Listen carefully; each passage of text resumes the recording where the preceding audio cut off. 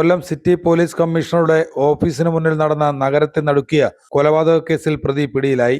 കന്യാകുമാരി തക്കല സ്വദേശിയായ വിജുവിനെയാണ് തമിഴ്നാട് വാൽപ്പാറയിൽ നിന്നും പോലീസ് പിടികൂടിയത്.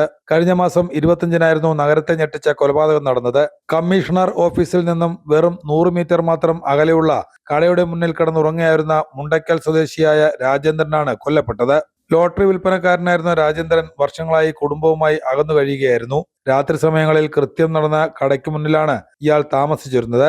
കഴുത്തിൽ തുണി മുറുക്കി ശ്വാസം മുട്ടിച്ചായിരുന്നു കൊലപാതകം. മരണം ഉറപ്പാക്കാനായി മുഖത്ത് ക്രൂരമായി മർദ്ദിച്ച് പരിക്കേൽപ്പിക്കുകയും തുടർന്ന് സമീപത്തെ പൈപ്പിൽ മൃതദേഹം കെട്ടിയിടുകയും ചെയ്തുവെന്നാണ് അന്വേഷണ സംഘത്തിന്റെ കണ്ടെത്തൽ.